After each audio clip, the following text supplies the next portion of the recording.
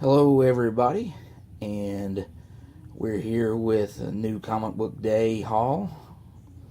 These are the books that were released today, and we've got some independents, DC and Marvel as per the usual. Got about 20 books here, a good bit of number ones, and also some last issues. Some of these books are actually ending for Marvel. And let's get started. We'll show off the independent books first. This is one I wasn't going to pick up, but I seen it, and it's the J. Scott Campbell variant for the Red Sonja number 2. I've read number 1 and read the issue 0. It's kind of neat to see Red Sonja displaced in time in the modern era. So that's I think that's a cool selling point for the book. We got American Gods number 2. This is based off Neil Gaiman's novel. I've never read it, but I read the issue 1 last month. It was pretty freaking awesome, and I look forward to reading this one too. We got Herald County number 22.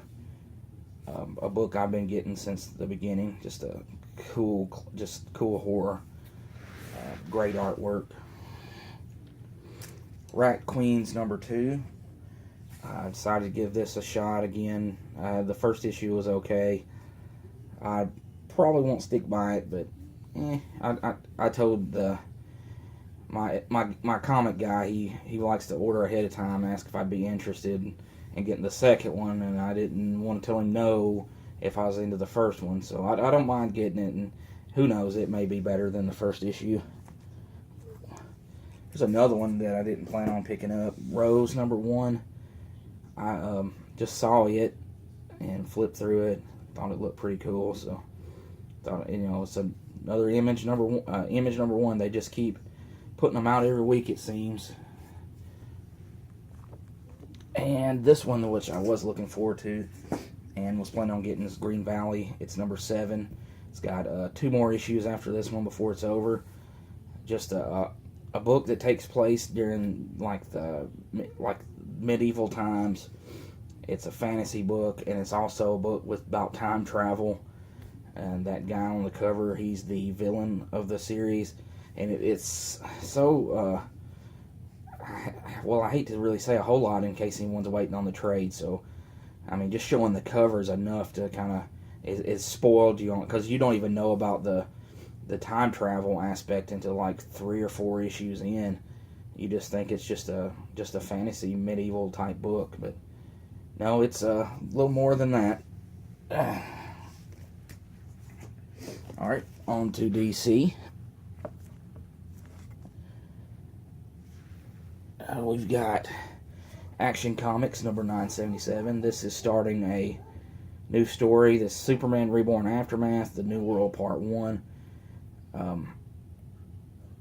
I didn't even notice this, but there's a wedding part on here, so this, you might even consider this a wedding cover. But it's got a lot of the Superman's milestone moments, where he's that famous cover where he's breaking the kryptonite chains, and I guess the birth of Jonathan Kent there. I decided to pick this up. I'm going to go ahead and get it because it seems like there's a lot of cool stuff. He's going to have he's going to be involved in a storyline with his classic rogues. I mean, Zod and Mongol and a few others coming up, I think, in this storyline. So looking forward to reading it. Since I did pick this up, I decided to drop Green Arrow from my list. One that I could do without. I mean, it was okay, but I kind of look at it, even if it's good or okay, if it's one of those that I'm just not really looking forward to, and it's not because I'm dreading it or anything. I mean, I don't mind reading it, but do I need to get it? And so that's the kind of the way I go about dropping books, unless I just flat out hate them. Here we've got Wonder Woman number 20, part of the God Watch story. This is the earlier, the past Wonder Woman. This is a storyline going into the past. You know, every other issue flip-flops between story arcs. Flash number 20. This is the last issue before the button starts up next month, or well, actually in 2 weeks. Actually, next week with the Batman book, and then Flash will be out in 2 weeks with part 2. Looking forward to that. Batgirl and the Birds of Prey number 9. This is not one that I enjoy a whole lot. My wife, this is one I get from my wife. I do read it because it's got Batgirl in it. I actually like the Batgirl book better than this one, but it's okay. It's not too bad. I don't know if I'd buy it if I was just buying it for me. Here's one I do buy for me: Red Hood and the Outlaws. I like some Jason Todd. I like the fact that he's, you know, it's not him and Arsenal and, you know, Starfire, who, you know, or whatever. He's got Artemis and Bizarro. It's kind of the Bizarro team of Bizarro Trinity. You know, him representing Batman, Superman, and Wonder Woman. It's the Trinity with dark past issues or something like that. Whatever, it's a cool book. If you like Red Hood stuff and you're not reading it, you need to read it. And the last DC book this week is Detective Comics, League of Shadows, and you got Ra's al Ghul on it, right there on the cover. So, looking forward to reading that. And let's go to Marvel. And right off the bat, we've got a final issue, Guardians of the Galaxy number 19. This is final issue of this run with Brian Michael Bendis. I stopped reading it halfway through the run, but my wife still reads it. So, and we've got now, you know, if I ever want to go back and read it, I've got the whole series now, which they're just going to relaunch it, and I think they're relaunching all new Guardians of the Galaxy. So, you got to have some new Guardians books to take advantage of the new Guardians movie coming out in May. Amazing Spider-Man number 26. This has got Silver Sable on the cover. She appeared last month, or yeah, in issue 25. So here she is, right on the cover of 26. Another final issue, Deadpool and the Mercs for Money, Till Death Do Us Part 5. This is a pretty cool cover. I like the cover. I like the concept of the Mercs for Money and Deadpool, you know, having a team of misfits, but not sad to see it go, because I'm, you know, that's more money I can spend on another book, or, you know, save a little money for later. Which, who am I kidding? I'll probably buy another book with the money I save on it. But yeah, this is the final issue. This one I am actually looking forward to. I like the cover here, Deadpool versus the Punisher. Parental advisory, not for kids. I hope it's, I know, I like Deadpool to be goofy and silly, but I hope it's got some seriousness about it since the Punisher's involved. I don't like the Deadpool Too Soon book that had the Punisher in it, and it was just complete goofiness all the way through it, and I did not like it. But this one here, I'm looking forward to it, and hopefully it's got some just, I mean, it's just serious. And, you know, Deadpool, I don't mind him wisecracking, but I don't want the Punisher being that way. This is the book I was probably looking forward to the most this week.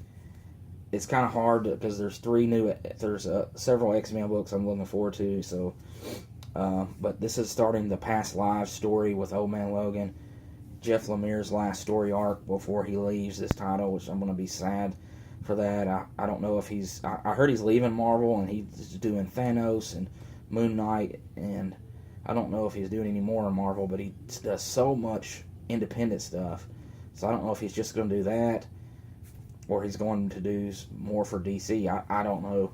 If anybody knows and want to put in the comments what Jeff Lemire's future holds, then let me know. But anyways, you just got this awesome Wolverine old school costume cover here. The art by Andrea Sorrentino. Love his art.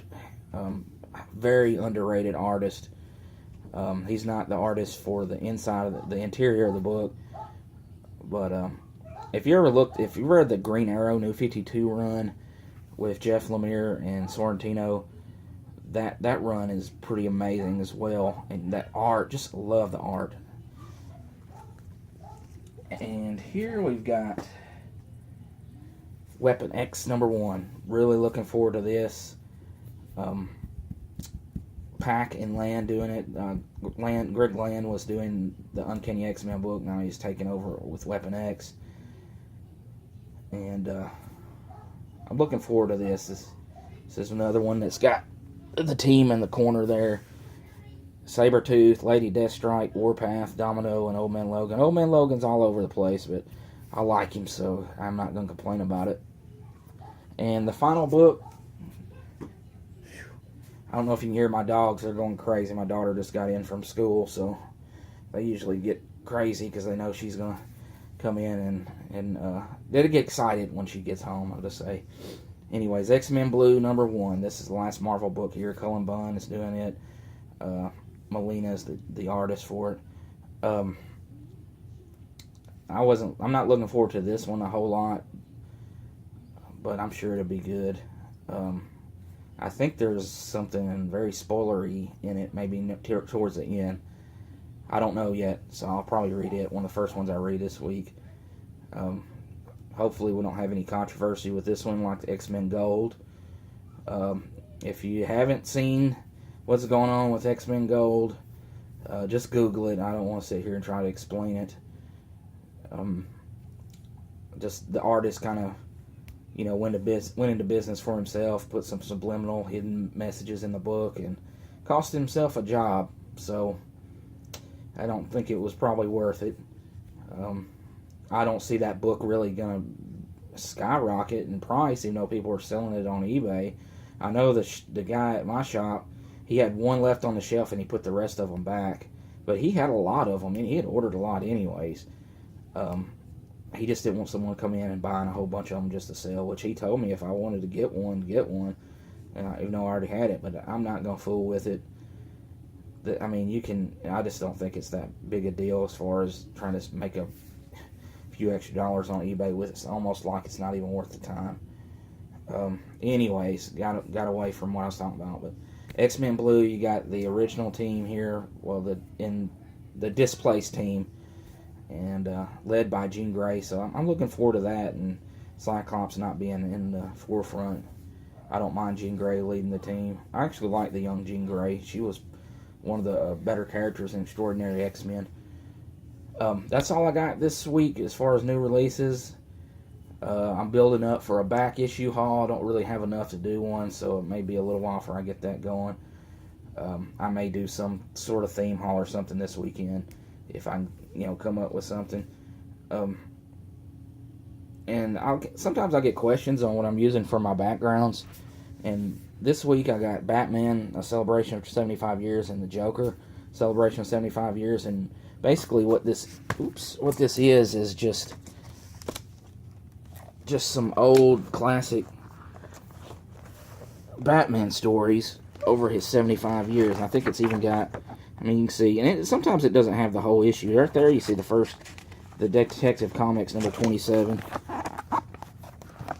How he, a bat. That's it. It's an omen. I shall become a bat. So, it's just, they're pretty neat little books if you want to go back and read some older stuff. And it's got newer things in here, too. It's got some of the newer stuff. I think there's even some New 52 in the end of it. Maybe it was in the Joker issue. But, it's a real cool thing. I got both of those, and I have a Superman one as well. I think there's a Flash, maybe even a Green Lantern. I should check those out. But that's what they are. I got a lot of books like that, similar, just like big bound hardback books. I really enjoy the Chronicle books and the visual histories, and it goes by year the history of Batman or Spider-Man or Marvel and DC. Really awesome. So if you're ever like to learn a little bit of history behind certain things and you don't want to look on Wikipedia or Google, you want to have it right there in your hand, I suggest getting books like those. and you can usually find them. I would even go to Books A Million or Barnes & Noble. They're really expensive half the time. You can get them on Amazon pretty cheap, and that's where I get most of mine. I just get them off Amazon. Anyways, guys, you guys have a good day, and enjoy your new comics this week. Thanks.